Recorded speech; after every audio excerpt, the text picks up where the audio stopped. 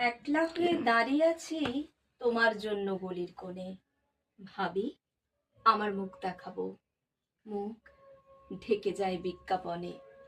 একটা দুটো সহজ কথা বলবো ভাবি চোখের আড়ে, জৌলুসে তা ঝলসে ওঠে বিজ্ঞাপনের রং বাহারে।